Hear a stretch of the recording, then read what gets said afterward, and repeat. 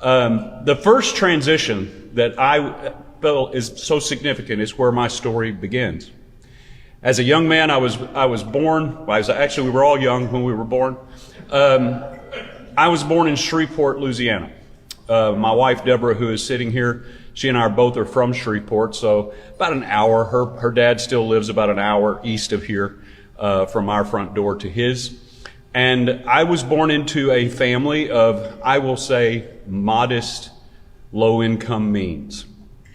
I didn't know that. I had a great family. They loved me. I'm the oldest of four.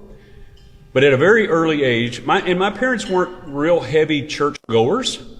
They went, but I recall when I was 6 years old, sitting in a service and hearing the pastor share about our need to have Christ's forgiveness for our sin.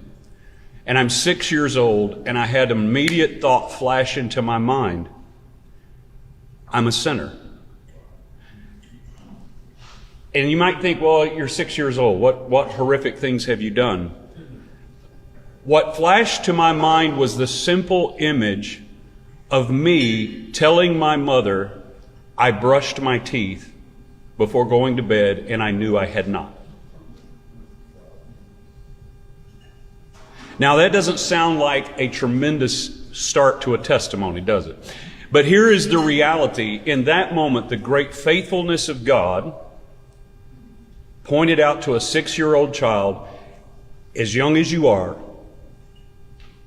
the moment you understand that you need me, I will be there. And at 6 years old, I remember walking the aisle. I grew up in a denominational church. I remember at the end of the service, the altar called we called it the invitation. That's where we sang Just As I Am 75,000 times until some poor soul came forward, because we weren't leaving until somebody did. But I remember telling my mother, I'm going down there. And she was like, wait, what? You're doing what? And she said, did you understand? I said, I know. And she said, I finally, I'm 6 years old. I looked at my mom and said, I'm going whether you come with me or not. And I think out of self-preservation, she decided to come with me because she didn't know what I was going to do. So she walked with me. I remember taking the pastor by the hand and telling him that I wanted to ask Jesus to come into my life and save me, because I knew I was a sinner and I needed God in my life. Now, I will tell you that that was the first major transition that I have memory of in my life, because my world changed. It changed. You said, Bill, you're 6 years old. I'm telling you, it changed.